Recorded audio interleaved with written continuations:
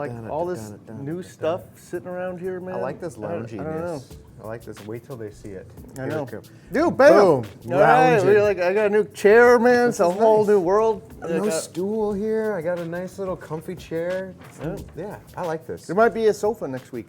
Hey. So I don't know. We'll see. All right, so welcome to Talking 360, and today we're talking about the beginning of our journey. Yeah. So like, for me, we are doing like a whole new field tank in my house, but like, you guys have been watching this stuff for like a decade, right? I have. Yeah. And so like, get to see a little bit of a window into the method of the madness and like, how all this stuff like really kind of comes together. And, I think today also we're gonna have a little focus. You guys just probably hopefully watched a little bit of how my first year went. Yeah, it was focused on Randy here. It was a 15-minute video, and we premiered it like it was live, so there was people chatting in there and hanging out, but hopefully you got to see that, and if you didn't, the links are down below in the description, but you can go check it out after. But yeah, it was a journey of your first tank. It was by the way, a good-looking tank. Watching that premiere thing, I thought it was super cool, and we got to hear like Rico's recent story from Rico's Aquariums. Oh, yeah. He had some challenges that he believes with the salt, or a variety of different could be different things, but definitely he was concerned about a salt change that he did and caused an issue in his tank. So heart goes out to Rico, by the way. That is super, super hard to see anytime. Yeah. But it's cool to see in the live, the premiere, like everybody kind of talking about like, what's hot in reefing this week. I don't know. So that was actually really cool.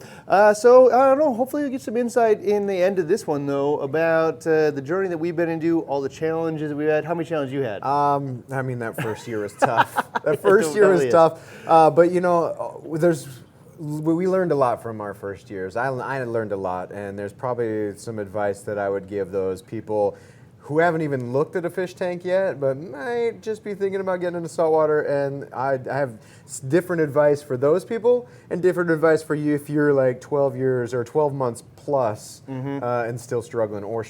So yeah, I mean, I don't know. I feel like I've been struggling for 12 years. So you just always learn something new. But in the first year, man, it's like a critical year of what happened. So we'll talk about like what happened for both of us, and we'll give some advice for those of you that are a little bit newer. Yeah. Some I don't know, just some feedback from my own experiences about if you're a little older in the hobby, been around for 3, 4, or 5 years, still having like some hurdles to get over. I think there's some cool ways to get past it. So at the end, all right, we're gonna give a winner away. Right here. It's a $100. That means you're gonna get a $500 in reward points. Somebody out there. Yeah, so that'll be cool at the end if you're a preferred reefer. But we'll hold that one to the end. One of the things I want to talk about though is each week I want to ask the community here if they'd prefer to keep this preferred reefer thing up, or would they like to see us do like a special giveaway each week with like that hit that bell kind of thing? So right now, as it stands, we give away up to $500, whether it's a wish list that you have for preferred reefers, if it's something you have in your wish list, or if it's a recent order in the last 30 days, whatever comes first, because I look at both on the same screen, and I'm like, oh, that one had an order, but nothing in the wish list, or that one has a wish list and no recent order. It's whatever's greater. We can always change it up, right? Yeah, we have the opportunity to change it up. All right, so you know what? So these are the 3 things that I found, man, the first year, right? Okay. If you make it past the first year, it was one of these 3 things that happened to you. These things relate to me. I relate to them. Yeah, it is either you found somebody like brilliant in your life that just like handed you the keys to the kingdom, and you were willing to say thank you and follow it. Yeah. Right? Had the wisdom, right? Or it was sheer willpower, right? And just like, I'm going to succeed at this at all costs. No matter what. No way will I fail because that's just what I do, right? Okay. Yeah. That's 2 for 2 for me. Yeah, because like reefing is hard, man. And so if you don't have somebody that's going to tell you how to do it, man, like there's a sea of knowledge, and it's like pretty difficult to swim through. And the next one is just get lucky, right? I like 3 for 3. Mixed, just turns out I threw all these things in there, and it just Stuff's like growing. Perfect recipe somehow, right? So it's a little bit of all those things, man. So we're going to talk about those things, and specifically, I'm just going to talk about the first 12 months of it, right? because the 12 months is super critical. And after you make that, in that 24 months, if you either one of the things happens in 12 months, man, I had to start realizing the dream, at least a piece of it, Like and something I move in my on. tank's growing. Success. Not That's dying. what it tastes like. Or like Algae Fest, and anybody else in your house is tired of looking at that thing, says get it out of my house. You say get it out of your own house. Right. Things are dying. It just isn't fun. It doesn't look like what you see on the pictures in the forums. Yeah, it looks like failure. Right. Right. So and then you're done. Right. So you know, and I think the mix of that is how hard this is how much you have of number one and like number two and three. Right. The mix. If I have somebody in my life, they will tell me like how to do this. Yeah. Not reliant on sheer willpower and luck as much, right? If I don't, now it's sheer willpower and luck as much as possible. And there's people that can be successful with either of those, both of those. None of those is kind of, I mean, sheer luck is kind of tough, but if you don't, like, if I didn't have somebody, a mentor, so like my first guy, I walked in, it was the first time I was ever exposed to saltwater tanks. I wanted freshwater because I just got back from Germany. I was deployed there for about a year. Got back and I was like, you know, my whole life, my family, we've had aquariums. My mom suffers from multiple tank syndrome. She's got like 3 freshwater tanks plus some betas on the counter and all kinds of stuff. So it was something we just had in our house all the time. And we feed the fish, and they're really cool to look at. And then so I was like, okay, now that I moved back to the States, I've got time for a fish tank. I'm gonna go check this thing out. So I went to Petco in the Kansas area, Manhattan, Kansas, next to the military town, and I just was standing there looking at the wall of freshwater fish, and those are pretty cool. I have no idea what I'm looking at. I don't know names of them. I don't know which ones are compatible. Blue one, green one. Yeah, I was like, that one's cool. That one's cool. That one's cool. They're all cool. Which ones can I keep, and what size tank do I need? And then this guy comes around the corner and sees me looking at fish. His name Ty Holborn. Well, you know who you are. General manager of the Petco, and he's got a saltwater section over here. And then he's kind of asking me what I'm looking for, and I'm like, you know, I want some freshwater fish. I want an aquarium. It's been a long time since I've had an aquarium, so I kind of want one in my house now. And he goes, well, have you thought about saltwater? Well, not really. And so he brings me around the corner, and all of those freshwater fish that looked really cool and pretty, these ones looked really pretty, colorful, and awesome. And then he had this little frag tank that over off to the side that was just full of these beautiful pieces of coral. I didn't know what the hell I was looking at, but I knew, like, you mean I can have that in a tank? This is an evolution past freshwater fish. Like light bulb, I can do this. Oh man, this is what I want. He was kind enough to just kind of give me a bare bones, like, you need a tank with one, you need, you know, a heater, you need lights, you need this, and he kind of gave me the shopping list. But the biggest thing that he gave me was a recommendation on where to read more and research more about saltwater and the saltwater hobby, and surround myself with people in the hobby. So where was it he told you to read about? So first he told me to go to Reef Central. He said Reef Central, and he mentioned Reef to Reef, but I think this was at a time when Reef to Reef was kind of building up, of Reef Central was the place to go. Just coming out of Club Zoa? Yeah. And he goes, you know, there's a lot of information on here. Anything you want to know about saltwater's here. There's a local Kansas group. Now, mind you, we're 2 hours from Kansas City, where a bulk of like your hobbyists are. It's not like here in Minneapolis where you get on TC Mass and you can go, you know, 5 minutes, 10 minutes, 20, 30 minutes and find reef tanks and people in the hobby. Like, I'd have to drive 2 hours if I wanted to like participate in club events and things like that. So he's just like, oh, there is a local group and there's local people. So if you want to, you know, wheel and deal, maybe find some, you know, gear and stuff. But all right, now go and research, he tells me. And he kind of let me know that he has a bunch of fish tanks in his garage too. So we kind of hit it off in that he's not really selling me something, but he sees that my eyes just went, you know, exploded when I saw the saltwater stuff, and now he wants to get somebody else in the hobby. So I started researching. I got my tanks. I did all that. So you had somebody, like, you went to the store and they actually sat down and walked you through the whole process. I was fortunate enough to have somebody so passionate about the hobby that they filled there is no garage parking space. The garage was the fish tank room, and they just loved to share all the information. And then when you look at the tanks in the garage, they were all of those pictures that you see, like, of what success looks like, chock full of coral, big giant fish. So and you're like, this is a guy I need to listen to. I had the exact opposite, Yeah. right? And if you watched the episode before, you'll know. But what happened for me is I walked into the store and I wasn't even looking I just wanted to look at fish. Yeah. I wasn't even like thinking about an aquarium at the time, man. It's just like, hey, there's a fish store. Who doesn't want to go see it? Yeah. Yeah. And so we walked in and see all the freshwater fish, same thing. Started going to the other rooms that have all the saltwater, and like, oh, this is for me. Yeah. Yeah. And like I'm in. I left knowing that I'm gonna have one of these things. It's just a matter of how I'm gonna afford it and when I'm gonna do it. And so I came back a little bit later, man, and I decided $2,000 was it, man. Yeah. Like I got it in my hand. I'm like ready to go. Just tell me what to do. I couldn't believe it. I walked up and I'm like, all right, so just tell me what I need. I'm ready to buy, right? I just whatever size or whatever. I just need to do this. I got $2,000, and they're like, well, you could use this thing, that, whatever, and just like literally walked away. I'm like, no, I'm ready to buy. Like this isn't a waste of your time, and I promise, man. I just couldn't believe it. So there's actually one store a block away. Yeah. And I had the exact same experience, and I don't know. So it's just funny to hear your story because I thought I was being insane. Maybe like the whole thing of like walking into a home brewing store, make me a master brewer. Right. That's ridiculous. Yeah. Right. I thought maybe like. But the guy can also walk you over to the kit and go, here's the beginner kit. Try this first. So somewhere in between. But it's cool that you had found somebody, and I'd be curious to hear from all of you. When the first time that you went and asked somebody, man, help me out with this, did you get the answer that you were looking for, or like did it just send you down another rabbit hole? So, okay, go ahead. So with that, he told me to go check out all this stuff. So, I mean, when I started, I'm the type of person, if I'm really interested in something, here I go, hold my nose, dive right in. I'm drowning in information and just soaking it up, everything up like a sponge. And I'm just reading, the complexity of the hobby that I was reading and the things that I was reading.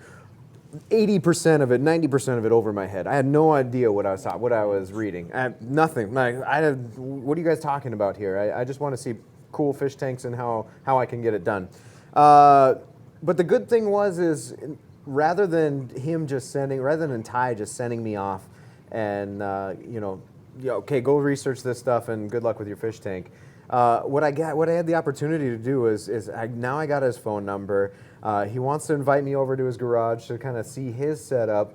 He's leading me down a path where you can have a tank, but you also don't have to spend all of this kind of money. So he's kind of like got me in this in-between place where I'm going to show you how it's affordable and can be done. And here's how I do it in my garage.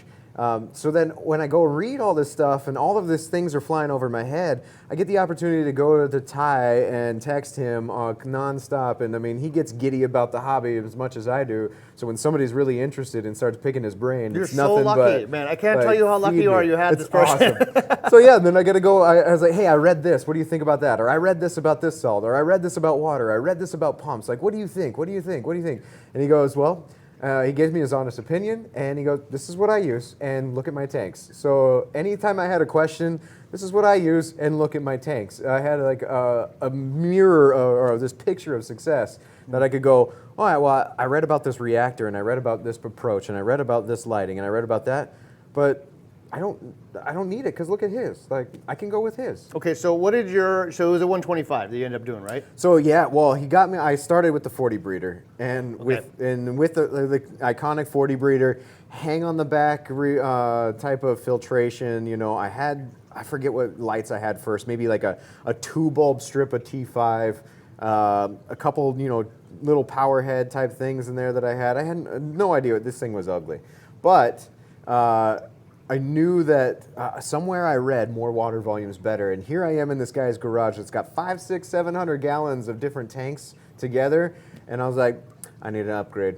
So how long was upgrade? Because this is the funniest part of the story for me. This is what Jeremy said that this was the fastest upgrade he ever heard. Within 2 months, I was already out of a 40 breeder and into a 60-gallon tall. I cannot say that about myself or anybody else I know. Like, I know everybody upgrades at some point, but I have never met anybody that set up a 40 breeder it already jumps to 125-gallon tank inside of 2 months. Yeah. Well, it was the 60 tall within 2 months, and then 3 months after, or like 2 or 3 months after that, the 125. All right. But I mean, there were some months, challenges I had to bam. do too. But yeah, I mean, within 4 or 5 months, I was already from 40 to 125 gallons. Now let's see the 125. Do you have a picture of it? Yeah, there's the Randy Bare Bones, the second one in.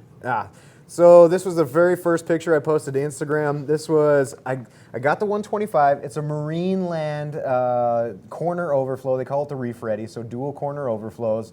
I got the light from, forgive me, Big L's Pets. There you go. They had a good deal going on. I got Vortec pumps on there already. I was into like the gear. So I'm guilty of being one of those back in the day, those next generation iPhone, or it comes out, I gotta have it, and I gotta show it off and all this. I started going down that path with reef tank gear too, where I had to have the best, the awesome. I had an Aqueon ProFlux. I had the ProFlux Model 4 that I got from you, sump. I had a what was those big heavy duty pond pumps that we used to have, but.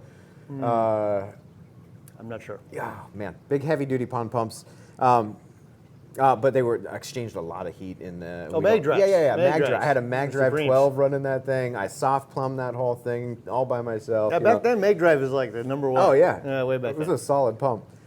Yeah, so I did the 125. Now the reason I got into a 125, again, I was following this model that, what I was telling my significant other at the time is the more water volume, the easier it is to keep. That's how I got to my 90, yeah, by the way. you gotta upgrade. Like, oh, no, we'll be more successful if we go bigger. Well, and even more so for my case is like after I got the 125, a month later I was deploying to Africa for 9 months. Ooh. So I needed to make sure that if whatever I had built, and I had like a few frags that were growing and corals in there, fish that I was bonded to, but if I wanted the opportunity to keep those things alive while I was gone, I had to trust people to take care of it. One was my significant other at the time who had no knowledge in hobby and really wasn't into it, like, of course, like me, but I showed her the ropes, like, here, this is what this and this is that, and I can call you and then we can message and I can tell you when things are going wrong with the tank. But I also had the other guy that worked, Derek Benson, who also worked at Petco, and he was a hobbyist. Along with other things, like he's into frogs and amphibians. He actually works for the Omaha Zoo. He's like one of the lead amphibian guys at the Omaha Zoo. But he was one in the hobby that I trusted enough that I could like have this life tank balance. So automatically within the first year, I knew I needed to have, this was a lot of work for me. I needed a life tank balance because I wanted to go do things. And I couldn't always be next to my tank. Plus I was in the military and I couldn't be next to my tank all the time. So he was one that I could call up and say, hey man, I need to go like jump into my house every day, feed my fish, take care, make sure everything's looking good, but also had a tank of his own that I could. So how often does this guy got to come to your house? When I was gone, I'd have him, I had him come like every day the first few times I was gone, but then I slowly weaned off and had him come like every 2 days or so. Oh my gosh. And he came to just That's feed commitment. my fish. That's commitment. But, yeah, so I got in the 125. All right, so 90's right around the corner here, right? So what point, like how many months are we into this now? Well, see, so I deployed to Africa, and while I was gone, this is the best part about deployment, which was a challenge, of course, in itself, that I have to be away from my tank, and I'm still learning. I'm only, 4 or 5 months into learning about saltwater tanks, and so to separate me from this really, driving passion to learn more and be at my tank to put my hands in, and as I'm reading something, mess with it, was probably my saving grace and that stroke of luck that we talked about. So when you talk about you either have a mentor who can teach you or somebody to listen to, or you have the sheer willpower, which I had both of those things, here's my stroke of luck is that I got deployed and I didn't have my hands in the tank for all of the things I was reading. And now I've got 9 months to digest the stuff and the theory behind it and the methodology behind it, and then fact check everything I read, and then read more and follow people's experiences to by the time I get back to my tank, I've already got a solid plan. Dude, that is awesome insight, man. In the essence that you tied my hands, I can't do everything that everybody's telling me to do because most of it is bad. It's like it's not bad in the essence that like. It's bad for them or somebody else, but like it's just this like collage of stuff that only works on certain tanks, certain budgets, certain installs that like work for me, and it just kind of like spiders webs out. Like you just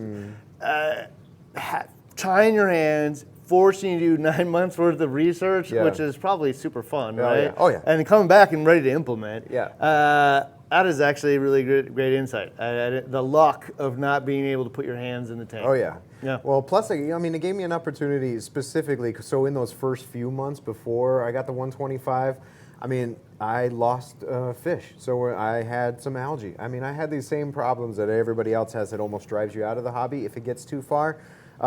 Luckily for me, I just upgraded to kind of like dilute the problem.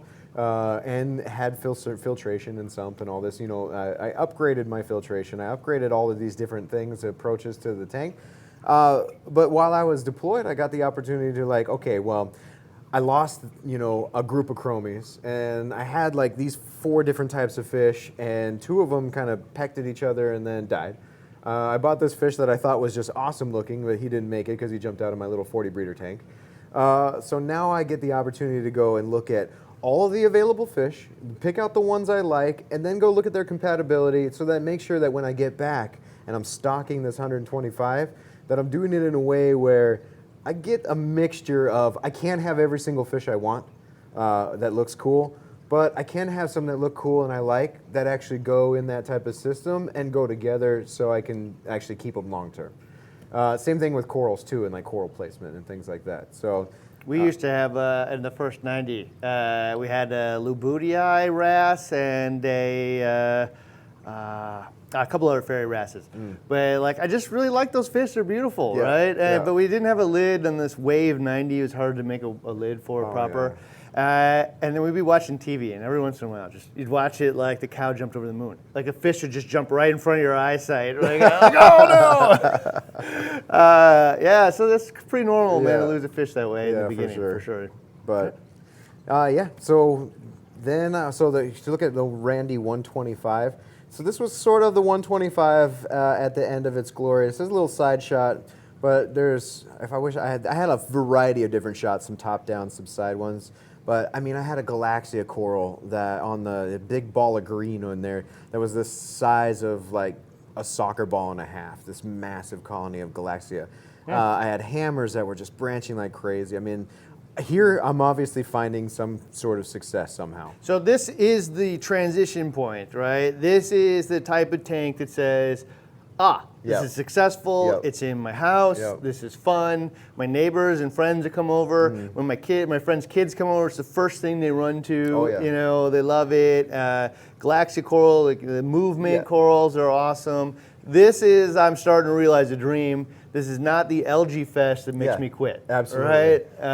And you found the balance. You're not even home for 9 months at a time. You're still having success. I know. Right? Yeah. So I mean, even with that, probably my biggest driver, along with the success of the coral growing and the tank itself, and being able to show off that I can grow this stuff, was I also like that aspect of guys, I've got the brand new Radion Gen 4, and I've got those brand new Vortec pumps, which led me to like the Ecotech like product test team for. I sent in like Tim was starting a group for Ecotech for people who he wanted to test, and so I sent a little email, sent a picture of my stuff. Like, I've already got your pumps, I've got your lights. I did all this because I'm a gear junkie.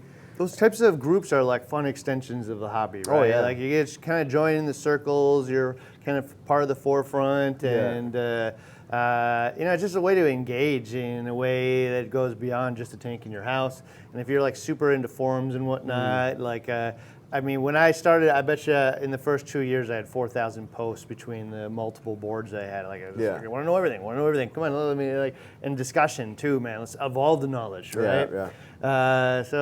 Cool. And I heard that you were in that group. Though I thought that was really cool when Aunt Randy applied here. For those of you who don't know, by the way, I'm just going to jump to this one part here. The 2 coolest things I could say about Randy, man, was Randy moved here without having a job, right? He just said, I want to work at Bulk Resupply. We weren't hiring, so he moved anyway. Delivered the mail for 6 months because you didn't have a job. Yeah, and then at some point, man, like Randy finally gets a job here, right? And like I just see something in Randy like that, like this guy's going somewhere, you know? Like this guy applies effort in ways that just are super, super impressive, right? Anything that Randy touches exceeds my expectations for how that thing goes. So that, like, my expectations are pretty high, by the way. So like, and so one day I walk up to him and I just like, I want to know where Randy wants to go so I can like make a place for Randy to go. And he literally says to me, I want your business partner's job. I'm like, whoa, dude. The top of the top. I'm like, oh, bravo, man. Like, the climb to the top, man. Like, have big dreams and you'll achieve them. If you don't, you won't, you know? So, I don't know. Maybe someday Andrew will give up his position and you'll run the show. So, I don't know. Those are just two things. So, like, diving into the hobby, you know, the forums, the groups, you know, make it your career if you want to, and shoot for the moon, man, because actually, I sent him a text the other day. And on the front of the Bulk Resupply website was Randy's face talking about something. I forget what it was. And I'm like, man, back when you set up your first tank, did you ever think that you'd be on the front of Bulk Resupply, you know, sharing, you know, information with people? And it's like, whoa, man. Yeah. You know, like, you never in a million years. No. I mean, I had, when I was getting out of the military back in, you know, 2015, I had no idea what I wanted to do. But I knew, like, I was so passionate. Saltwater tanks was the one thing, like, in my life that I was super passionate about, where I could probably make this some kind of career. And so I had little business cards made up that said saltwater aquarium professional hopeful or something like that. You know, something to that effect. Business like, card. I made a business card with my LinkedIn profile, with my email address, and my phone numbers. Like, I want to be in the hobby, so I'm going to go to these trade shows. I'm going to go to these shows. And if I see somebody, I'm going to give them my card. Like, I'm just looking to get in the hobby. I don't know what it is yet, but I'm looking to get in. And then that turned into, you know what, I'll just move to Minnesota because Bulk Reef's got to have something. It's like having a business card that says, I'm going to be successful. Like, well, how? Anyway, you need me. I don't know.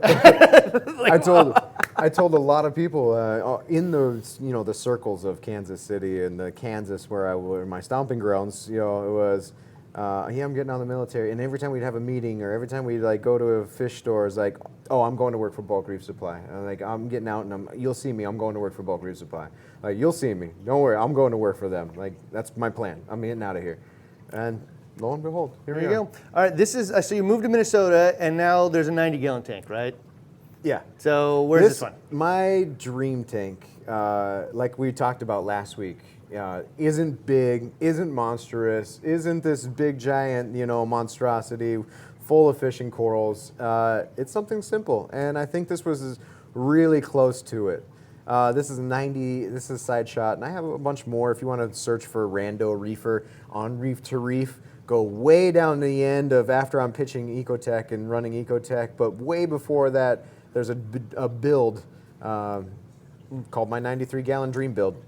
So yeah, I mean, this was it. It was the cherry custom wood stand. I had it specifically designed and built by Jason Langer, a local guy here who does cabinetry work. I told him, I said, hey man, I have this like wooden bar, and it's one that's, you know, sits in opens up, and then you have your alcohol. It's got a foldy top. It's really nice. It was cherry. And I said, I have this bar, and I want my tank stand to look exactly like it and match it. But there's also form and function there in that I want 3-sided door openings. So rather than just the 2 in the front, I want 2 on the sides also. And then I mapped out, you know, all of them, because I've got all this gear and all these drivers and all this really cool stuff to fit in there. I want a false wall that I can mount everything. Here's how it's all going to be mounted. Here's how the cords are going to all run. Here's the sump. Here's the plumbing. Here's everything.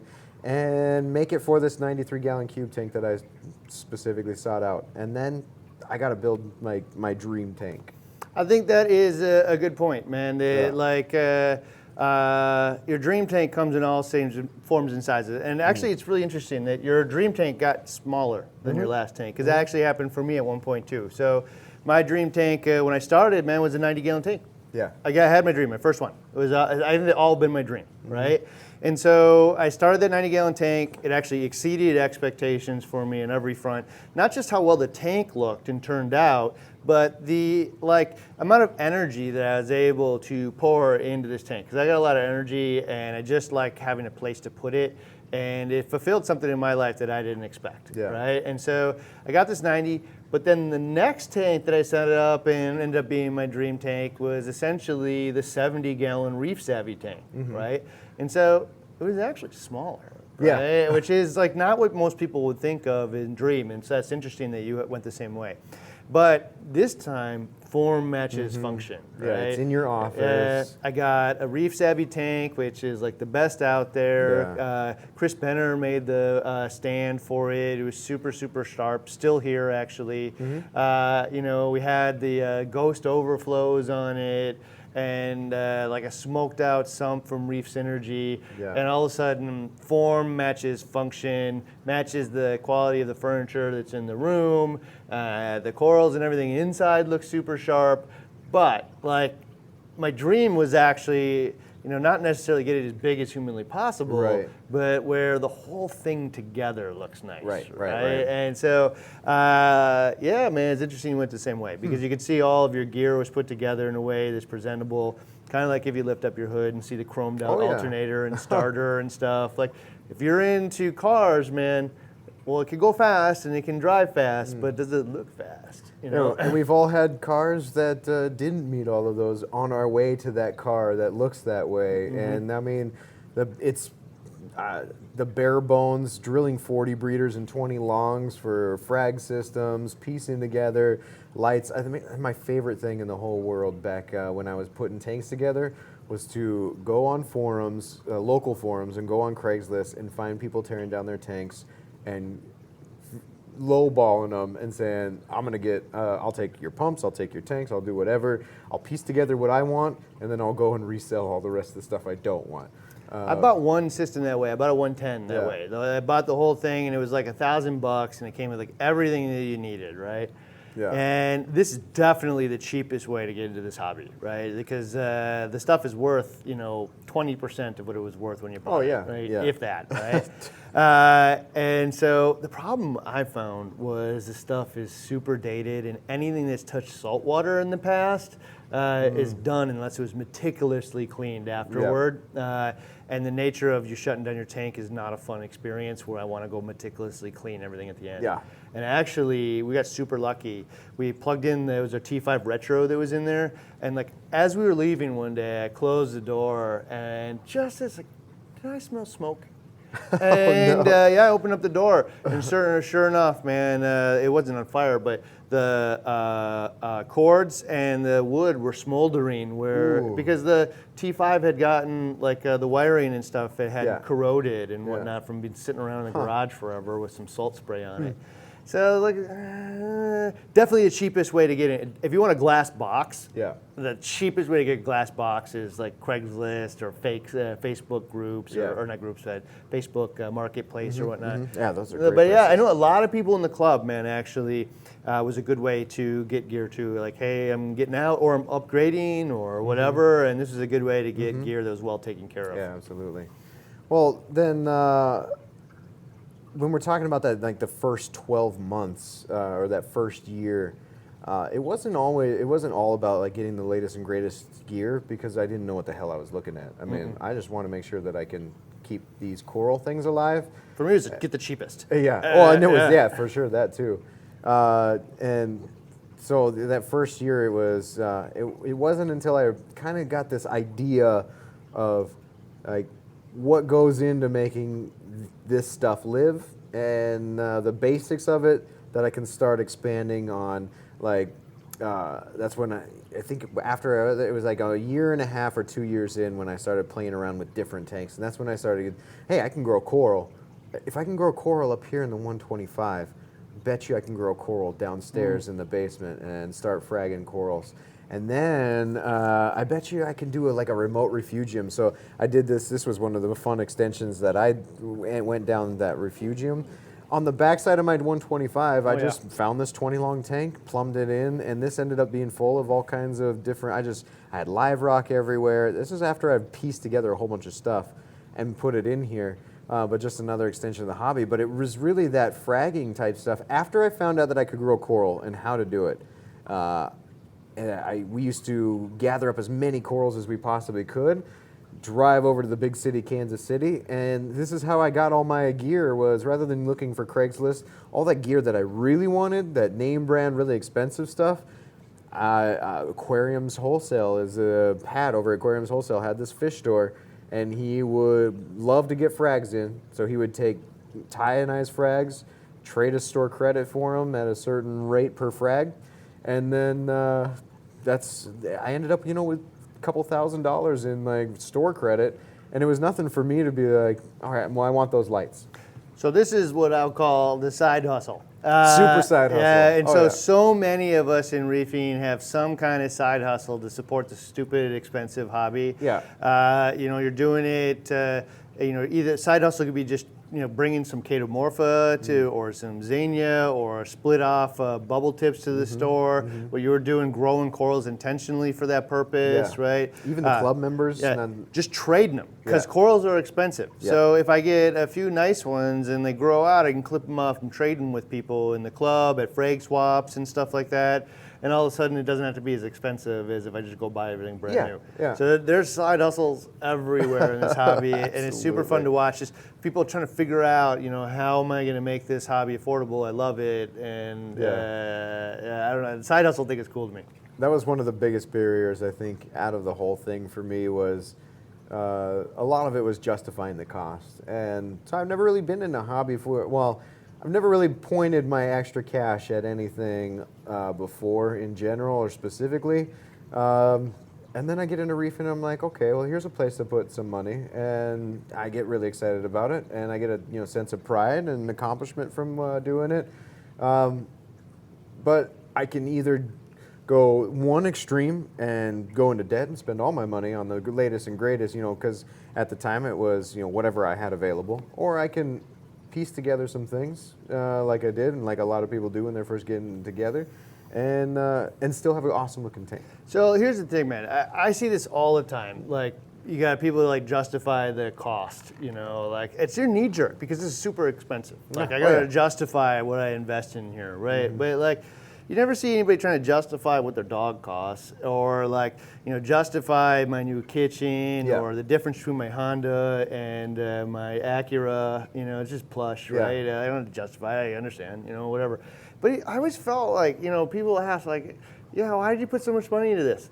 Because it's awesome. And I don't know, and so, makes me happy. One of the things that we're going to get to in the future is I think people just invest in joy. Oh, yeah. Right? You just, the things that bring joy to your life, man, you just invest in them. Yeah. So I never really thought about it. Like, I just didn't spend a lot of time about it, thinking about it. The same way, like, when my buddy asked me to go to the bar, or like have a beer, I don't, like, spend time thinking about whether or not this is worth the investment. Like, I know I enjoy my company with my friends and family. We're like, just having done, fun. Yeah. right? That's what I work hard for. Yeah. Like, go do the things I was doing. Yeah. So, even though at the time when I started, I was what I call a career server, me and Andrew, my business partner, and like, weren't rich. Like, I just wanted to have a tank, man. Yeah. And so I spent a disproportionate amount of my money on this tank. But you know what?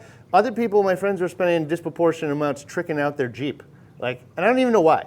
They're welding the gears together so it could go, like rolling over boulders that they never did.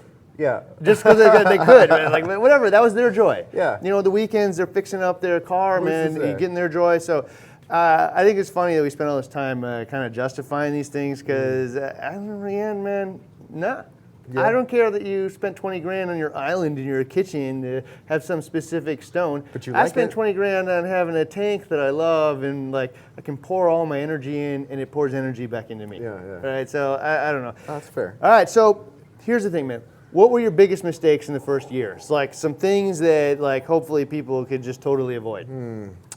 Probably one of the biggest ones, like I said, was not researching the livestock that I put in there, because nobody likes to kill anything, and especially if it was preventable. And there was definitely some species of fish and things I put in the tank that was preventable for their loss if I had done some research and put a little more extra care into it.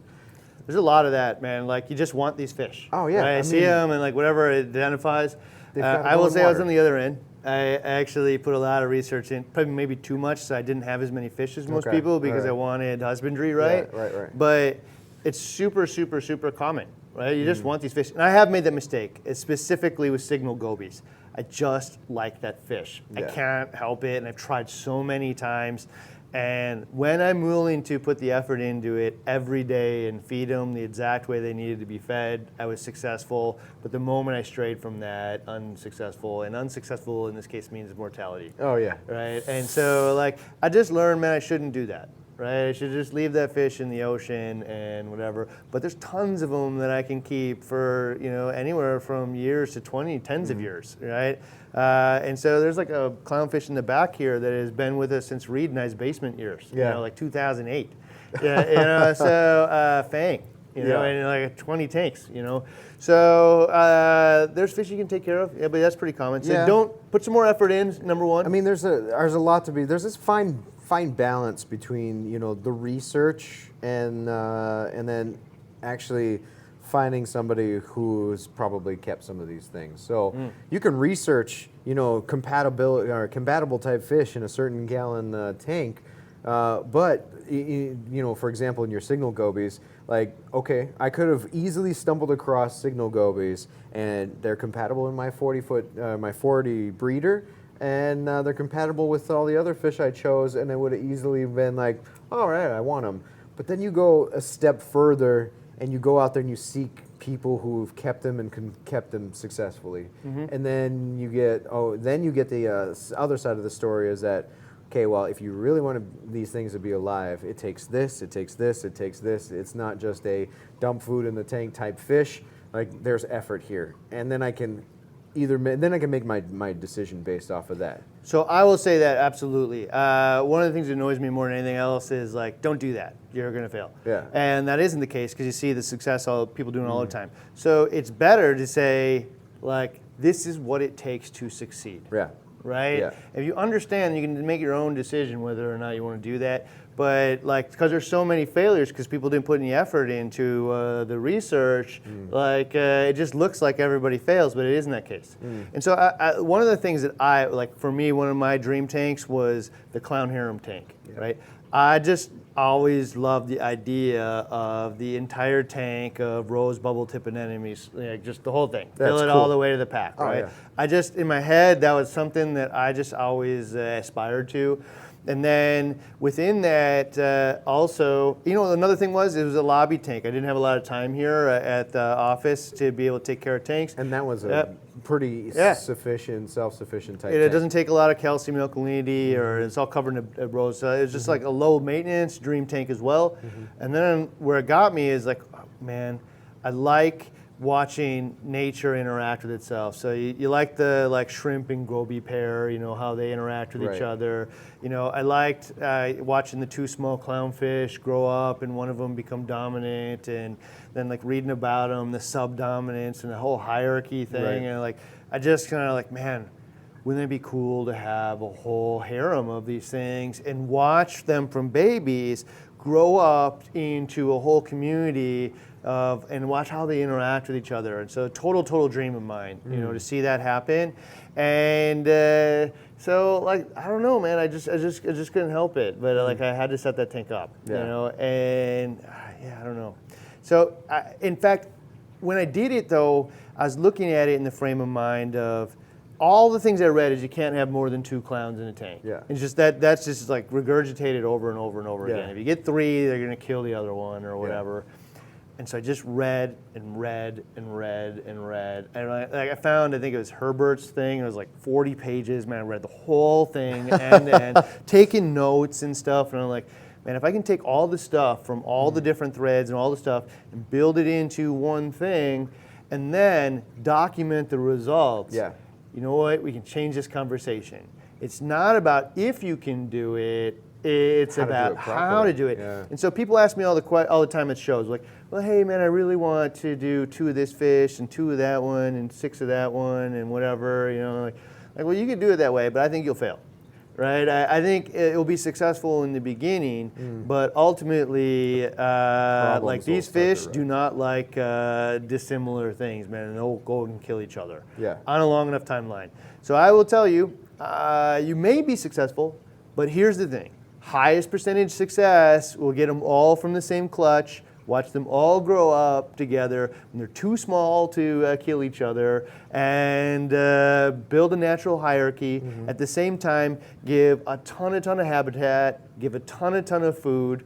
If you don't have to fight over where you live or where you eat, you know, and everybody's your brother and sister. What's there to fight about? Yeah, it's good. And it worked totally that way. Right? And so now here's a path to doing that. And so that was awesome. I mean, it's a double-edged sword. The research and the reading is easily a double-edged sword because the mountain of information that's out there telling you to do it this way, and then you go read another spot and it tells you to do the completely opposite. And I mean, in between the fish, the gear, and just the husbandry in general, you could be reading something that worked for one person and not many. You could be reading that worked for many, not one. Took me a long time. There's a method to this madness, right? Whoa. So I find it easy for me to gather all of the information and infer my own opinion about it, and just kind of in my mind, it's easy for me to go, okay, well, I read this many articles where this happened, and I read this many posts where this happened, and I can piece together and come up with, I'll bet you this is the way that makes it work for some and not others, and I can take all that information, piece it together, and turn it into something that works. Some chase down this way and some chase down that way. That is actually my failure. I'm just going to say it like it is. So for me, that's what I started off doing. Taking all of it and then pick the pieces that I want. Right? And it kind of makes sense. And then that for me, and maybe I was just bad at piecing it together. I don't know, and you're good at it. I don't know. But like for me, that was what produced what I would call now predictable, mediocre results. Right? You know, regardless of what, it's going to be mediocre. If I went out and did that again, and I just gather all the information out there, and just pick the pieces out that I wanted, you're going to have results. I'm going to have mediocre results. I won't fail, but I also won't achieve the glory, right? And so the way that I can achieve the glory is within that sea of information out there, go out and find the most successful people, the people that have realized my specific dream, find out what they do, and do that. And do exactly that. Do exactly that. Like, don't question it. Don't change it. Yeah, don't change it. Don't like, I want 2 of these fish and that fish and whatever. Like, maybe now. Yeah. Maybe it works. I'm only gonna have 1 anemone. I think it will work out. Yeah. Maybe. You know, I'm only gonna feed 1 a day because I don't want to do water changes. Well, now they're gonna be hungry and mad at each other. This is what I do, but you can astray from it, or you can follow it exactly. So then, once you are successful, feel free to tweak and stray, right? And test small things, right? To your opinion, but like doesn't mean that it can't work other ways. But highest percentage pass is the pass that how people have built before that came before us, right? And so more specifically, find the people that tell you how hard this was and all of their challenges and how they overcame it, right? So like Herbert, maybe I'm butchering his name, but it was like 30 clownfish, 10 years or something like that was a thread. And he documented, man, the whole way, like where the fish died, where he had to add more, how he did it, you know, like changes in the environment and whatever. Like he had a hard year, and so he wasn't paying attention to the tank as much, and there were some challenges. And like, man, all that stuff, pure gold, right? Like, okay, I won't do that. I won't do that. I won't do that. I won't do that. Way better than actually I'll do that. Avoiding the pitfalls is better than actually the gems sometimes. And that's the real value in some of these forums, is that it's a documented, timeline of a build thread. These build threads, if you want to take, say you're stumbling across a picture and you find this picture of this really stunning, awesome reef tank. It's a 6-footer, you have a 6-footer. It's, everything that you want in a tank. That's where those build threads really have their value, and that you can, normally they start from the beginning And if you have the patience to go through all of those pages, you'll find a map to where they are now. Yeah. Watch the end. All right, now figure out the journey. Yeah. Right. But if you, I mean, okay, with that, like when you're in the research phase, before you even, like, if you're brand new, never done this before, I mean, that's a good place to start. But when I was brand new and first researching, every tank I wanted, like it doesn't matter. I didn't know I wanted a 93 gallon cube. I didn't know if I wanted a 40 breeder or 125. I didn't know any of this thing. But I'm in this research phase of saltwater tanks, and everything looks awesome to me. And that's kind of where that listening to everybody starts to, I mean, because I want that tank. Oh, but I also want that tank, and I also want that kind of tank. And that's where it really helped me that I had all of that information, but I had a source, Ty, who I could go back to his, garage and be like, all right, dude, I want to do this and this and this, and we can nitpick and kind of figure out, is that what you really want, or can you do it better? And then that leads me to a successful 125 gallon tank. And they're out there, whether or not they're local to like Somewhere. brand new reefer, they're out there. Whether, I mean, you could, we've got a large variety, library of ways to start a saltwater tank, and that's different series we've done. The advent of YouTube in general, man. I wish it was there when I was there. Instead of a page-by-page forum, there's people now that docu-series their tanks and their tank setup. If you want to learn about carbon, there's now 8 million people that are willing to tell you about carbon. Oh, yeah. Right? And if you find the person that tells you about it well, then you probably will listen to them about the next thing too. Yeah. And there's so many resources, especially when the information starts to overlap. You're like, this is probably on the right path, right? I will tell you one of the things that I learned, man, from the first tank, and this is the thing that I think almost every 5-year reefer will tell you. It doesn't mean that you can afford to do it. It's just that every 5-year reefer will tell you is buy the right piece of equipment the first time, because all the garbage beforehand actually just makes the right option more expensive. It does. I can tell you that on almost every piece of equipment on that first tank, I replaced a whole bunch of times, right?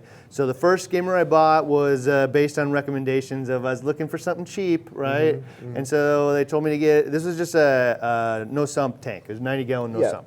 And so it was get a Red Sea Prism Pro, right? And things like $200, I believe. Oh, Red Sea made it? Yeah, so, I mean, this is 15 years ago, so most of you probably never even heard of this thing. Okay, so 2 problems, man. It didn't really skim all that well. And 2, it flooded on my floor, right? So there was like a little hole thing that would get clogged on it, and then it would flood over onto my floor. I destroyed thousands. When we had to move eventually, man, it was thousands of dollars into repairs of hardwood floors, right? So like the $200 cost me a lot of money. Then the second one, which was like, okay, man, this thing ain't working, so I needed to get the next one. And everybody at the time said I think it was the Remora Pro. I'm not sure who made that thing. It was CPR maybe? Remora? It was a Remora Pro, and it was the thing that everybody was talking about at the time, and that was the one, especially if you're kind of in this mid-range and whatnot. Right. So I bought it. You had to buy the pump separate, and so I bought the pump for it. It just didn't really do anything, right? And it was like producing this, just like kind of like, it was almost like a stripping algae out of the tank or something. It was like green stuff would come out of it, but like nothing else, weird. right? Yeah. And then I ended up having to upgrade it, and I put the mag drive pump on it, which made it work a little bit better. But now I got this big dangling mag drive in my tank. It's huge, it's super ugly. And now I got cucumbers like crawling in it. It's like a cucumber magnet. It was like sucking right in, and I don't know why they wanted to go in there. So I had to buy the overflow box thing. They also hit it, but it just never worked. Yeah. And then ultimately I spent like $500 on this Deltec hang-on guy. And you've heard me talk about it, you can hear it out loud. So in this thing, I plugged it in, all of a sudden, you know what happens? Cups full of poop. Yeah. Like you smell, I'm like, oh my God, this is terrible. I now knew what a working skimmer was like, right? Yeah. Oh, Aquatic Remora Pro, yeah. And so, this thing, those other ones not only cost me flooding my floor, but they just made the Deltec one twice as expensive. End of story. That's all it is. True. So the same thing with my lights, right? So the first light I bought was suggested to me. It was Power Compact's Coral Life. Okay. right? Okay, so two things. A, they did grow LPS fairly well, right? Right. But the bulbs were super expensive Right. for this thing, and it had these cheap little plastic legs. And I was so lucky that I had it on a frag tank. I ultimately moved it down. That I was standing on this like false floor because at one point the legs literally broke and fell in my frag tank while my hands were in there. And I was just waiting to get electrocuted. You know, like, oh my God, why am I still alive? And it was because I had this false floor and I wasn't grounded. Oh, okay. But yeah, it was just super cheap. Ultimately, I replaced, and you'll see in today's video, was the tech light fixture, which is all T5s. Oh, yeah, right? yeah. Not the fanciest thing out there, super cheap. Was it the Aquatic Life? No, it's Sunlight Supply. Oh, okay. And I don't know why they stopped making these things, because I'd start selling them in a heartbeat if they started solid. making them again. Yeah. They just kind of exited the, well, you know, the horticulture business has blown up since then. And I think dwarfs aquatics. But like, I mean, it was like an 8-bulb T5 fixture. It was super, super easy. You turn it on and boom, success. Yeah. Like it was part of the evolution where, you know, my peers or mentors rather in the group are like, dude, part of your problem is your lighting. This solution using these bulbs will work. I did it and like, oh my God, you're right. You know? I think I was lucky. I think I was lucky in that aspect of that. I didn't have to buy a lot of equipment twice or 3 times or 4 times because I progressed so quickly. You know, I upgraded so quickly. So I had my 40 and I had a hang on the back skimmer. 2 But you months, upgraded tanks. but I that upgraded fast. tanks that fast. But which also means I needed bigger, better equipment. And right off the bat, I had big eyes for big name equipment. So I was going to buy it not just because it was the best, but because it was, well, probably because it was considered the best. I didn't know if it actually worked that way or not. But I did it so fast that even that equipment, before it had the chance to fail on me, if it was cheap, and I bought it, you know, because it was cheap, it didn't fail on me because I didn't use it so long. But then it allowed me to like have multiple tank syndrome, and I've got tanks downstairs that now I can use this on those other ones. So it was an investment in my other tanks as I'm building up this bigger tank rather than multiples. But I can think of every piece of equipment from heaters all the you've way up, upgraded? man. I went cheap and I got the do-it-yourself auto top off. I think it was like autotopoffs.com. Oh, yeah. And like I went cheap and got only the one float valve because I'm just stupid. Yeah. I didn't believe all the people that said, "Oh, it's gonna fail," and whatever. Like, "Oh no, I'm impervious to that somehow." No, and it did fail. It got stuck on, and then it flooded 10 gallons of kalkwasser onto my floor. And I think this was actually just top off water. So then I replaced it. I still wanted cheap. I went with a JBJ one, right? At some point, both flow switches now fail, right? And it flooded kalkwasser into my tank, right? The whole thing's milk, wipes out all of my Xenia, which actually was a bonus at the time because there was so much in there. But I'm like, all right, fine, man, fine. I relent. You know, I'll buy the Tunes oscillator everybody's talking about, which ultimately just made it cost twice as much if I would have bought it, and I ruined my floors again, and I lost a bunch of corals and crabs and stuff along the way, right? So you're saying that you didn't spend multiples and multiples of months of researching before buying the right one. Yeah, so ultimately what I would say right now is maybe I didn't have $200 to buy the oscillator. I probably didn't, right? Right. So what I should have done is topped off by hand for 3 months, saved up the $200 and bought the right one. Get the right one. Yeah, and then I'll save money in the end so I can go out for beers with my buddies. You know, one or the other. Like in the end, it just cost me. Yeah. I know that my budget was $2,000, and I didn't like keep tabs on it. But I guarantee that this thing cost me somewhere between 3 and 4 in the first 2 years. And half of that could have been avoided. Half of it could have been avoided for sure. And that's where I was. That's that stroke of luck with those other 2 things. Is that I had 9 months to put I had power heads and lights, and that was basically it. But 2 months I had the oscillator picked out. I had a Neptune Apex picked out. I read the comprehensive manual completely front to back before I even had my hands on my Apex. All 160 pages. Yeah, I did. I mean, I had my Radions picked out. I have everything picked out. But I was lucky in that my hands weren't even near my tank anyway. The only interaction I had with my tank while I was deployed was I bought one of those little Wi-Fi cameras. It was actually just plug-in internet camera, and I could watch my tank from Africa, and my little camera was pointed on there, and I could pan up and down and zoom in and zoom out, and if something was looking off, I could text and say, hey, this fish looks bad. But I'd say the second thing that I could have done different in the beginning is been just understand that this is actually more difficult than I thought. And again, it's not difficult in application. It's difficult in acquisition of knowledge to do the right thing. Oh, yeah. So once somebody just says, do this, it's actually not that hard. Right. Right? But trying to figure out that sea of do this, I don't think I've ever seen a hobby quite like this one where the paths to success are like so diversified. You can go And 100 like different ways. my way is definitely the right way, right? Like you go into home brewing and horticulture and radio control and all that stuff. Most of the paths are actually like pretty close to each other, and like your way, oh, I bet you that work. This one, man, really like it's so personal. Because it's your pets probably. Yeah. It's probably because it's not a radio control car. It's my pets, the things I take care of. Yeah. I've taken responsibility and have a personal connection to. It's like if you came into my house and told me that I'm raising my dog wrong. That would be a really personal attack on me because I feel my way is right.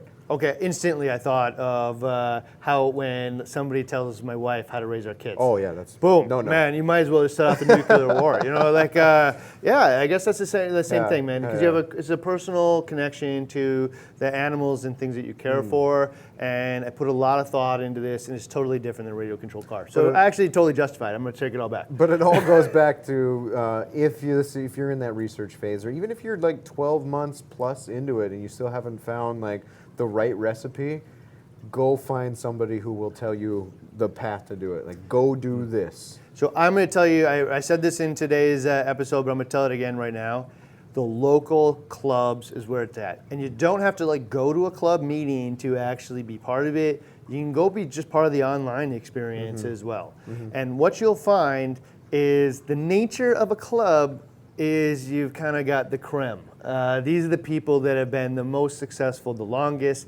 They hang out in the same ecosphere with each other, and they share all of their successes. You can pick them out. They share their failures, and you know the difference between that. I've been doing this for 12 months. I've been doing this for 10 years. And you can go look at their tank and hold their feet to the fire. Yeah, and if you want, most of them are having meetings and stuff, and you can go to the meeting, go to their house, and I will tell you, I was a little intimidated to do that the first time. Like I go into some stranger's house to look at their aquarium, and I go there and like, oh my God, these are my peeps. I could be here. Like you're gonna have to kick me out. This is cool. And so, I think if you can go to those clubs, you will, just the forums, and they're all over Reef to Reef. So Reef to Reef, by the way, is for me, been a huge evolution from Reef Central, the experience that I had. Reef Central was invaluable to me. I don't know, I would never got to where I'm at now. Without Reef Central. However, it was a little bit more Wild West over there. And now over on Reef to Reef, I find it to be a little bit more refined. And I also find that people are a little bit more respectful not even a little bit, all the way. Yeah, they're really, really respectful. That community there, man, is looking for people to, end of story, you can't take advice from somebody who's rude to you. I don't care if you're the rightest person on the planet. I don't want to talk to you if you're rude. So being respectful to each other is a super, super important thing. And so if you're respectful and happen to be right, home run. And I see a lot of that in Reef to Reef. Yeah, for sure. Now, if you go down to the club section, where people that are actually around, live around you, you may actually run into these people at a fish store or an event. The accountability level goes way up, right? So people are even nicer. And even like less willing to share, bad advice or anything. And it tends to be like the big forum, big ideas. Small forum, like more refined, kind of helpful, success. It's a little bit more accountable, right? I mean, there's a lot of people There's a place for both. There's a lot of people, especially like for those getting into the hobby and listening to what we're saying here. There's a lot of places that people get into the hobby, but there's no reefers for miles around. But another thing that I would recommend doing, and this is like you said, you go to club meetings and stuff like that, is the first, I would travel personally, and I did, 2 hours away just to be surrounded by other reefers, because there was one maybe 2 other reefers in my local area. When I was first getting in the hobby, like I could not find a saltwater tank other than these 2 guys who I happen to know. And then you travel to like towards the bigger city, and probably for a lot of you in a rural area in the same kind of situation, it's worthwhile to go travel to these places. And a lot of them have frag swaps or get-togethers, all these different types of meetings. Like our TC Mass here has a spring and a fall expo where all the people get together. Everybody wears their name tag because you have pseudonyms and pseudonames that you put on the forums. But then you get to go talk hobby with people like-minded. It's really exciting. And when you get around a group of people, the whole entire room is into what you're into, and that foreign language that you speak to around your family and around other people all makes sense to everybody else. You get elated being surrounded by the people, and then you can actually like meet people who pick people's brains who you're like had been following and saying, you have a really awesome tank. Tell me your secret. Yeah. So another thing I would say is use because forums are just still like a huge source of information. So use the subforums, right? So when the thing says fish illness or chemistry or whatever it is, this is where the group of fish illness nerds hang out, right? Like whatever it is that we're just super into, man. Like this is the thing that I like where I grasp into the hobby more than anything else. This is where everybody hangs out. And so you'll find all of the information there that like you really want to know that doesn't really exist in the like beginner forum or whatnot. Right. Make sure you use the search function just out of respect to not just ask people the same question's been asked 8,000 times. Because it's been asked 8,000 times. Yeah, so use the search at least to refine your question a little bit. But in there is where you'll find, man, some of a more refined answer from a more refined crowd. And so within all of that, the one piece of advice that I'd give every newer reefer in that 12 to 24 months is recognize the difference between your peers and your mentors, right? And then decide which one you want to listen to. So like for me, I was listening to my peers. I was going to ask in a group, and there was like 2,000 other people out there that were all in my same space that I was in, and they were giving me advice, and I was giving them advice. And you all know the same amount of information. Yeah, and then like the mentors are like by definition rarer than the peers. Like it's a teacher in a class. And so like I've said this to people before, the experience that I had there was kind of like the classrooms running the class, and the teachers and mentors are hidden in between, right? That makes sense. You have to spend time trying to figure out who it is that in here, who in this like, data mining thing is like actually the person I want to listen to. Right. So I made the mistake of listening to the people that were actually at the exact same point that I was at, asking the same questions as me, like maybe 3 months past me, right? Where I really wanted to ask is like, who ended up really being my mentor, like the David Griggers of the world, who have been doing this for 10 years. And once like he came to my house and just said, dude, do it this way. Like, oh man, in 30 minutes changed everything about the way I do my whole tank. And like I spent probably like 3,000 hours getting to the point that he could get me in 30 minutes. Granted, I probably needed that experience to absorb that 30 minutes the right way, but like I probably didn't need the whole thing. So that would be the piece of advice I give everybody out there, that anybody who's new or even older, man. Like, I would say once you've done all the knowledge and now you look around and your group of peers are all people that are experiencing total like different kinds of awesome success. Well, now, man, my peers are the people that we can leverage each other to do different types of success. But if I'm 6 months into this and I'm listening to other people 6 months into this, predictable results. Predictably mediocre. And you're going to succeed out of sheer willpower and luck. That is a two thing, right? So that would be my big thing. So we're already over an hour, but we should take some questions. All right, we're gonna take a few questions and we'll roll it up. I'm sorry we're taking up so much of your time already. We still got $500 to give away. Oh, let's do the giveaway right now. And so we don't make you wait anymore, but we'll answer some questions right after that. So again, if you're a preferred reefer, we'll give away either your wish list or your last order. In the last 30 days. Last order, 30 days. You can find out how to be a preferred reefer anywhere on the site. It says earn points everywhere on the site. So click on one of those links. go get signed up to Preferred Reefer. You can give us a call and find out too. All right, and Linton Francius from Brooklyn, New York, is bought a Trident from us, and it was a total of $600. We can get $500 of that back in reward points. You can go buy something else. And 90% off Trident. Oh, yeah, 90% off Trident. That's awesome. All right, so answer some of these questions here. And by the way, if you'd like us to kind of switch over from this thing that we just did over to hit that bell Random kind of 36 random minutes. stuff, then let us know. We'll do that.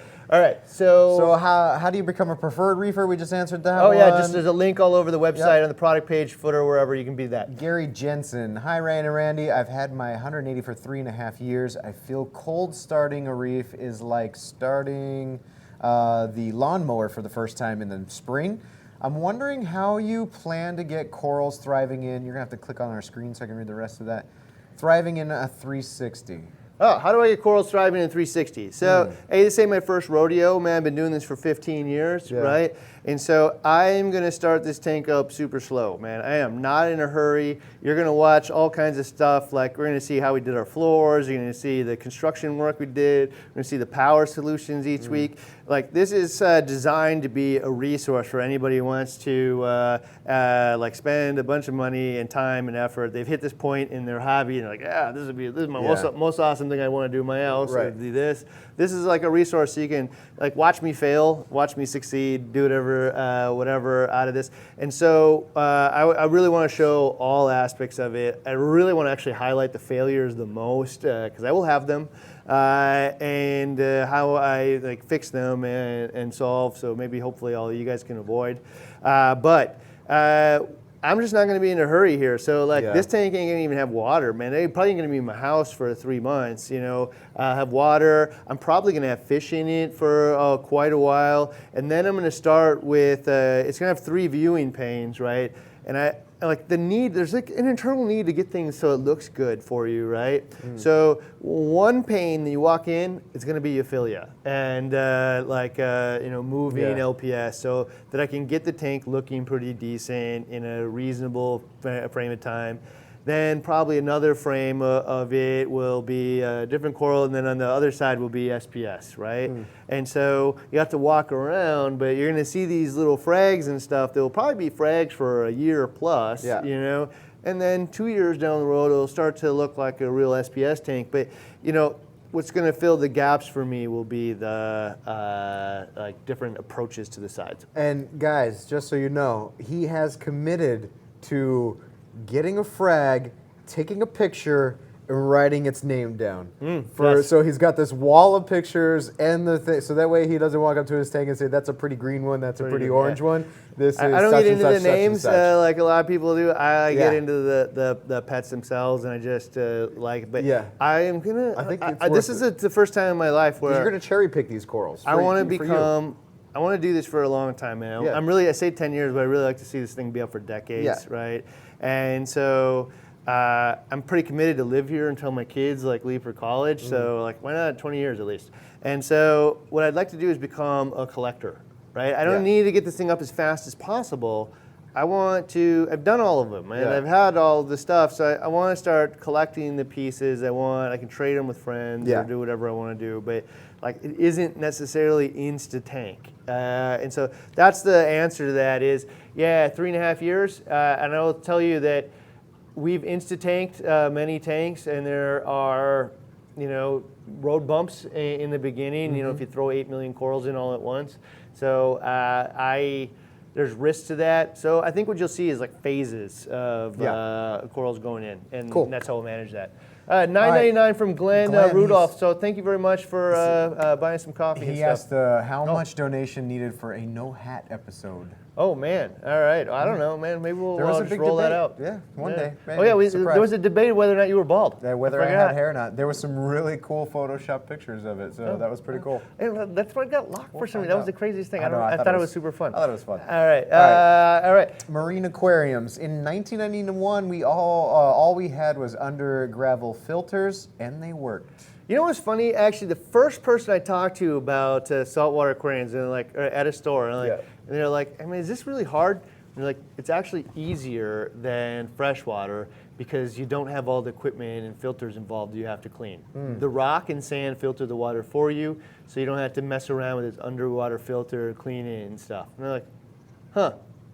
Like I still, like I don't know if I agree 100%, but actually like there's like some thought process that like I've always wondered, like one's always come into my head, like is this really actually easier in some ways than certain types of freshwater corals or freshwater tanks? Trucker Tammy got Randy's Magna Pass. Oh, there you go. Hashtag souvenir. Right so, well, there, you're welcome. How do we get these Reef Chili figures? So this is how you get this guy. It says Mr. Chili Rock Award. So we give out awards that are little comment cards to all of the peers here at work and say, hey, thank you for doing this certain thing awesome. You share our core values. And like, so we all get, and there's like hundreds of them every a month. traveling trophy. So if you get like, not necessarily the most, but like the best ones, you actually get this trophy. Who had the trophy this month? I don't remember. Oh, Dave went and got it, and I think it was Jim, actually, the production manager in the back. He's the one that gets the boxes out. If you got an order this month, it was because him and his team got it out. So he got the award, and we've actually broken off this enough that we had it printed and magnetized now. Yeah, so like, boom, we got smart. Cool. Yeah, so you have to actually work here and then be the best of 100 people to be able to put this on your desk for the month. But we thought we'd share it over here. Bring it. Come on, let's see it. There you go. We loaned it from Jim. All right. All right. Have they showed the 360 tank yet? We have not. So there won't be. I don't think you're going to see it for a couple of months. They're still building it, but there's all kinds of infrastructure for this tank that has to happen before. Oh, we're talking floors. Right? And so if you're watching this series thinking you're going to see Instant Tank pop up, that's not this series. Yeah. This series is going to be the journey of setting up a 360-gallon tank, not rust, but done in the type of time that most people would take to do this, right? Builds up some suspense. Yeah, I don't know, man. And like it brings a reality into the whole mix, right? Like this isn't your 70-gallon tank that you put up in 1 week and put corals in it a month later, right? This is, well thought out. You've been doing this for tank. 5, 10, 15 years, whatever. You've been doing it for a while. If you're Randy, you went from 40 to 60 to 120 to 1,000 inside of 6 months. But it won't be instant tank, man. We're going to learn all kinds of stuff, man. We're talking about like how to power generators, what to coat your floor with, all kinds of stuff. That's cool. All right. All right, they should make a 3-inch Mr. Chili figure that's also safe to put in the tank and then give them away for every order as a limited edition. That's pretty cool. I've always, though, here's the thing, man. I've always wanted to do that, but you know what is like would kill me? Is if I saw like a little hair algae, Mr. Chili, in everybody's tank. If he was covered in algae, it would kill me. So I don't know, but we thought about it. They can get them going. Maybe we could get them. I've seen corals like 3D printed. Maybe we could get them so you like frag zoanthids onto his head. GSP or something on there. That'd be pretty cool. All right. Dexter had fun with us at Magna, especially the whole T-shirt throwing part. So hey, it was great to see you there, Dexter. Yeah, we'll throw T-shirts on another one, guaranteed. Let's see. Can you have? He says. So can you have more than 2 clowns in a tank? Go watch the Clown Harem series. It was lots of them. Yeah, there was like what 30, 40 of them? The answer is yes. Go find the information on how to do it. Not a simple yes or no. But you have to take an actual approach. The same thing with tanks. Like you can only have one tank. That is total crap. You can have all kinds of tanks if you do it correctly. Right. So it's not about can you or can't you. It's about how. Right. Yep. So do the information research. Setting up a new tank as well. 230-gallon, probably mainly LPS and softies. What is the best recommend bare bottom or sand? If sand, how much sand? Looking to have wrasses, etc. Okay, so here's the deal, man. I won't have sand, I'll tell you right now. And it isn't because sand is bad, because it's actually good in many cases. It's just I want to have flow, and I don't want to be trying to move the sand all over the place and whatnot. And there is absolutely some element to it. It's like overflowing dirty kitty litter box over time. Like, you're not emptying it, I mean, there's a trade-off too in that. Okay, so you really want those wrasses, then make an environment that is suitable for those wrasses, which means you probably have to have sand. Otherwise, if you want bare bottom, you can't have both. So go bare bottom. But there's some choices you have to make. This is my take on it, and like I believe this to be absolutely accurate. I don't say stuff like that very often. So if you start the tank out bare bottom, you are going to have challenges in the first year. It is going to be less stable. You're probably going to see bacterial blooms. You're probably going to see like all kinds of problems in the first year. And then after that, it will be smooth sailing in ways that avoiding all kinds of other problems that people experience from that day on, right? Because you don't have this sponge that's just sucking up all of the fish poop and the waste and everything, just waiting for it to explode in your tank. Gets a chance to actually go to the filters. Yeah, you hear people talk about old mysterious tank syndrome. My tank just like died 8 years in, who knows? I truly believe it's correlated, but that part I can't say for sure. But I will just say that if you have sand in the beginning, you'll probably avoid all kinds of those challenges in the first year. For that reason, I would not suggest this to a new reefer. New reefer, put sand in the tank, have success, learn and tweak from there. If you are an experienced reefer, go into it knowing that you're going to have some challenges, aren't going to dump corals into it for the first year because of that. You're going to have an easier ride afterward because you're not going to have to worry about trying to keep that clean and all the issues that could come from it. Now, the second question in that is about the fish, right? Yeah. You can't have certain fish if you don't have sand. It's a fact. Yeah. So here's the deal. I just stopped having animals in the tank that don't match my maintenance desires. Okay. I will not have any more signal gobies because I'm not willing to feed them every day. You still want them. Not going to do it, right? Yeah. I love watching the shrimp goby pairs go off. I'm not going to do that in a tank that doesn't have sand. I enjoy actually engineer gobies. I don't have sand. I'm not going to put them in there. Yeah. So I love lots of fish. I just don't match my maintenance desires. And if you're not going to take care of them properly, then don't do it. I would say if you can say going into it, I really want this fish, but I really don't want to do the work, don't get the fish. Yeah. Right. So you're gonna have to play around with that for yourself, man. But somewhere in that mix, you'll find out, like, am I willing to do this? Do I like the benefits? Because there's lots of fish in there that don't have that problem that you'll also like, and just live within that box, or don't and put the sand in. Yeah. A few more questions to get here, and I've got to get back to work. All right. When is the tank set to arrive at the house from Brightwell? So I think that tank is going to arrive in like 3 months. Okay. Right? I don't know. It might be 2.5 months. He was over at Felix was in MacNet and talking about it. Yep. Telling me that you can't make any more changes. I know. Poor Felix. I already made a change. He had to essentially dump all the glass and start over again. Okay. So I can't do that to him anymore. So what's the best time to introduce quarantine fishes to the tank? I've heard all different ways. What's the bulk reef way? So right now for me, this is the best way I can describe it, is you probably didn't realize it when you're doing it, because I didn't do it. Yeah. I don't buy dogs and cats from dogs and cat puppy mills, and that's essentially where a lot of us are buying it from. The cheapest possible way to get fish, right? That is what we're doing in most cases. And that's what I did for eons. I was buying them online for wherever. I purposely sought out sick fish because I could get a discount on them. But I could also try my hand at reviving them. But that's me. So now I had 2 Pomeranians at one point in time. My wife had I'd gone into that relationship. There's 2 already there. But 2 of them, man, one of them was from a breeder. One of them was from the pet store. The one that was from the pet store cost half as much, but cost us like $5 grand more in vet bills over the course of its life, right? It was not cheaper, right? By any stretch of the imagination. And so, I'd say the same thing here. If I put a fish in that gets everybody else sick and they die, this was not cheaper in any stretch of the imagination. I killed my pets I cared for as well.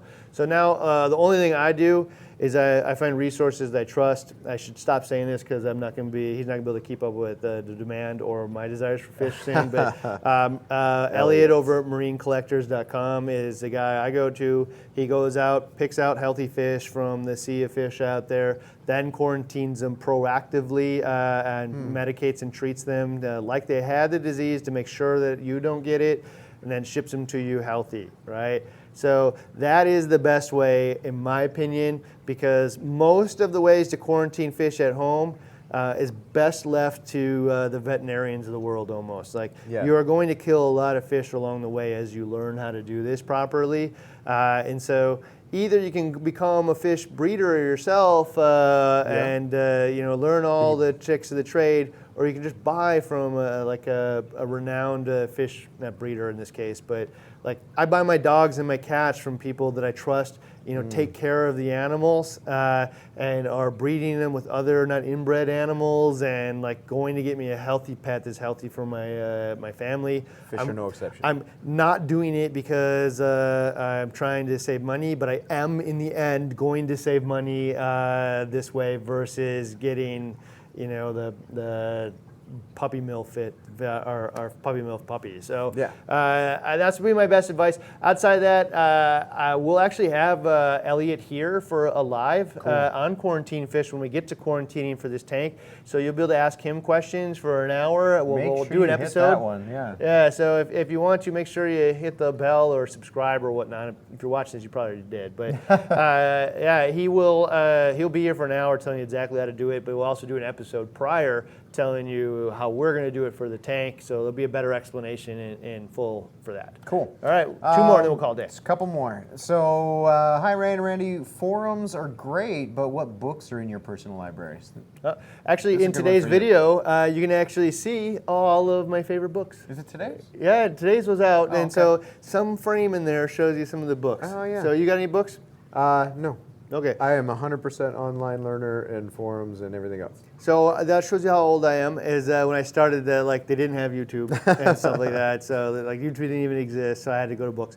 But I'll tell you, Julian Sprung's Volume 3 taught me everything I needed to know about equipment, gave me the baseline for everything. Yep. I read Kelfo's book on propagation. It's a little scatterbrained all over the place, but there's tons and tons and tons and tons of information that was inside that thing. I gotta tell you, the water fundamentals book that we read as part of becoming water quality certification for building RO systems and whatnot, that was the first one. So you see it in the video there, it's water fundamentals or whatever. Once you understand how water works, you understand how the entire tank works. So it has nothing, it's about water softeners and RO and all that stuff. Yeah. But once you understand water, you'll understand everything else actually. So that was a big one for me. I don't know, man. There's a bunch of coral specific books that are in there. So I don't know. Yeah. I'd go to Nick's desk to use his coral identification book. That's about the only book. Yeah, after I saw that, I had to go buy 3 myself. Yeah. Most of these are out of print, actually, so they're actually pretty expensive to find now. Yeah. So, yeah, there you go. Okay, one more here. Let's take that one. Can you take the sand out of your tank? I'm going to tell you right now, I would not do that. This tank here, if you can see behind it, actually you can see that it's still being stressed out from the transition from going away from Triton and digging all the sand out to make it a bare bottom. We thought we did it slow too. We did it super slow, and there is bad. And we actually ran the Triton chemicals for a long time after that, and water changes. Only recently went over to the calcium reactor, so it was just taking the sand out. And it caused so many destabilization events in this tank.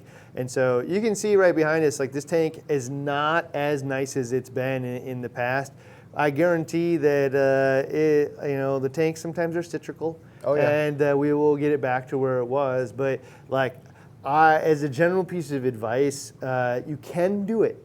People have done it, and people have been successful with it, and then people haven't. Yeah. And so in this case, I would say it's a big risk. So look at how much money you got invested in time and effort and your soul tied up in this tank and decide whether or not that risk is worth the benefit of taking it out.